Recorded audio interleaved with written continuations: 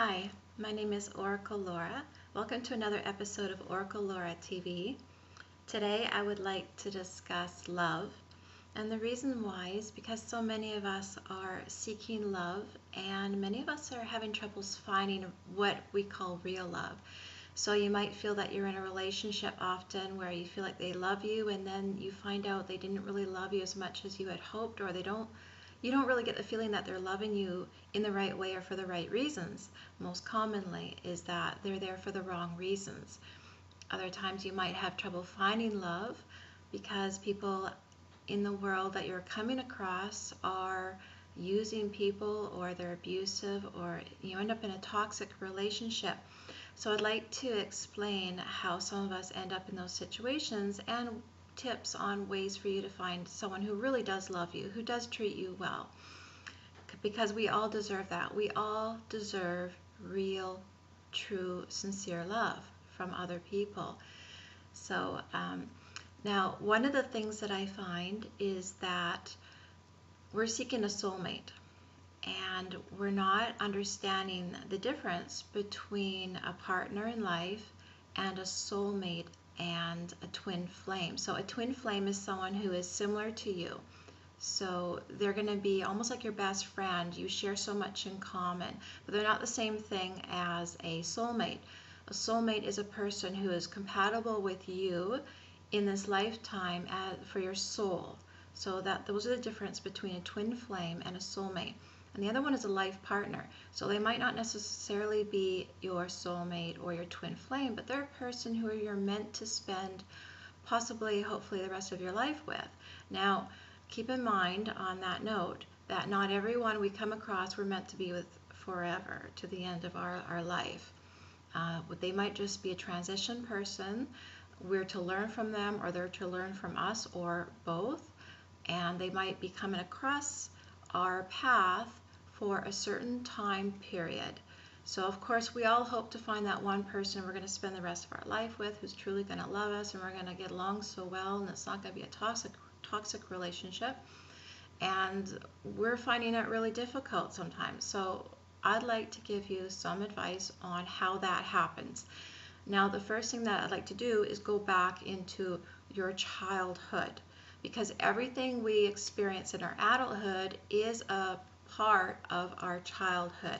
So I'm not saying you're looking for toxic relationships. However, if you've ever been abused in your childhood, you will have, as a child, not been able to leave that situation because you were a vulnerable victim. As a child, you had no choice but to stay,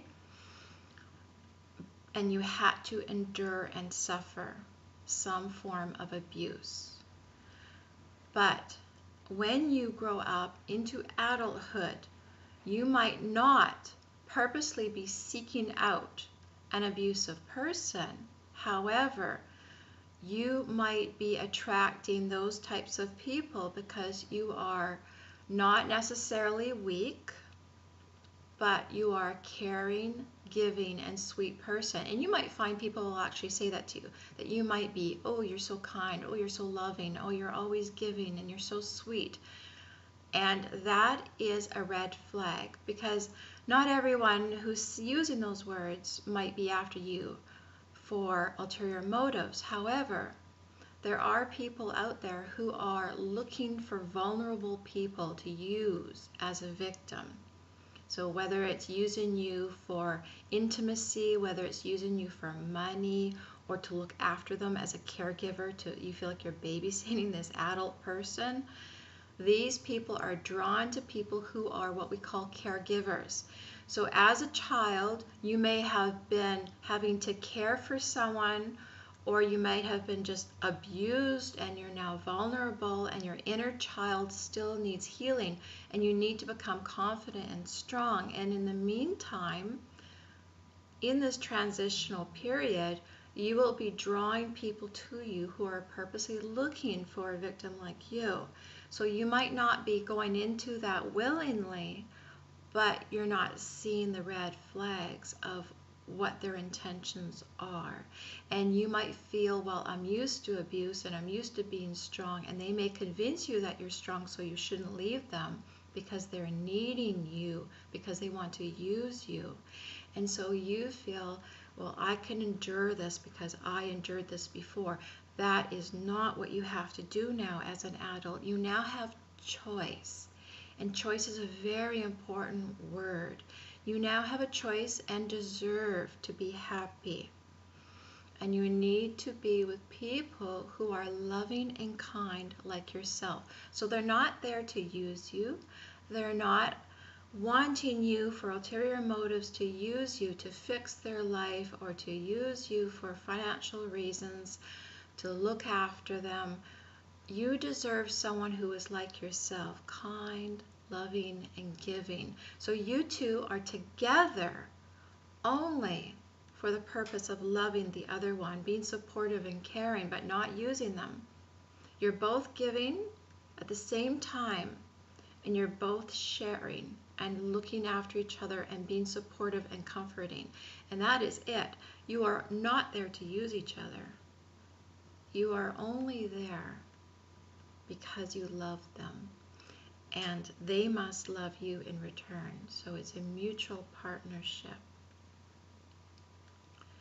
Now, the important thing is, before finding that person and looking for the red flags and making sure that person is honest, do not go by words, go by actions. Never mind what they say. Never believe a person's word. And it's okay to not trust, because you've been in a situation possibly where you weren't being able to trust, and now you are not able to trust other people, and that's okay, because a trustworthy person is going to understand that you deserve to see action over words, and you need to see that you can trust them before you let your guard down.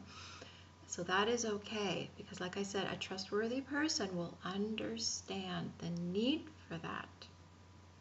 So in the meantime, before you meet that person, you need to be happy to be alone. You need to feel comfortable being independent and being on your own. Because otherwise you're going to be a victim again. You're going to be vulnerable. You're going to be needing and wanting too much. You're going to want to be loved. You're going to want a person in your life to care for you. And that's going to put you out there looking and needing and wanting and seeking, and that's going to draw a person who's again going to see those signs. They're going to see that you are an easy victim. You're needing someone, you're wanting, and you have this desperation in you that they're going to see. So you need to be confident to be an independent person and stand on your own beforehand. I was abused as a child. All of my childhood, pretty well every single day of my entire childhood, I endured a form of abuse. Physical, emotional, mental, every abuse that you can imagine I endured as a child. And it took me through most of my teens and into some of my 20s to heal myself and to start to build up my confidence and self-esteem again. So I was drawing people to me who were looking for someone who was sweet and innocent and cute, and someone who was vulnerable, who would be strong and stay and learn to work it out. And so I ended up in toxic relationships, and I learned eventually that I deserved to be with someone who was loving and kind like myself, and I was learning to look for the red flags and not to be in a toxic relationship and to be confident to be alone. And the last thing an abusive person wants is for you to be able to stand on your own. They don't want you to be independent. They want you to need them so that they have a reason to be with you and that you need to keep them in your life. So you need to show that you're confident and happy being alone, and that you love yourself, and that you deserve love and respect in return. Now, a person who is a bully will see respect as fear, that if you fear them, you respect them. So there is a difference, though, between fear and respect. Respect is truly respecting that person, not fearing them. That is not respect. So understand those differences as well, because they will use that. They will demand respect by putting fear in you. And the last thing that you need as a confident, independent, strong person is to have that vulnerable feeling again of fearing someone. So you need to have nothing to fear. You feel no fear, absolutely no fear, and feel strong and confident inside, and don't let them take that away from you. It's very important to have love in our lives, but we need the right kind of love. So remember to be confident, to be on your own. Have a happy list. I find with my clients, what I do for them is I have them write out a happy list because I found that that worked for me, and they said that it worked for them as well. So what you're going to do is write out things that make you happy, so that when you're feeling lonely or sad or down, you're going to look at that list and you're going to pick one. You're going to go, well, I need to do this, and I'm going to make myself do it. Because I know that if I'm in a bad mood and I'm moody and I don't feel like doing it, I'm going to stay miserable. So I'm going to force myself, and I'm going to pick one of those things from the list.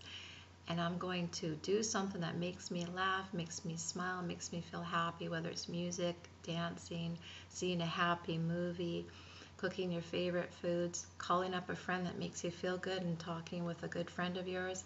You're going to pick one of those things from the happy list, and that is going to take away that desire again to need someone and end up in a vulnerable situation. So that is until you meet that person. Now, to meet that person, what you're going to have to do is you're going to have to show that you're confident and happy and independent being alone. You're not going to attract people that want to be looked after. You're not going to attract someone you have to babysit, so be careful of that. But you're going to attract someone that likes being happy. They're always smiling, they're always joyful, and you feel good being around them, and vice versa. They feel good being around you. So it's a person that isn't negative and angry. They're going to like being happy, and you need to enjoy happiness and understand that you deserve it. So attract someone who's like yourself, and don't need each other, but want each other.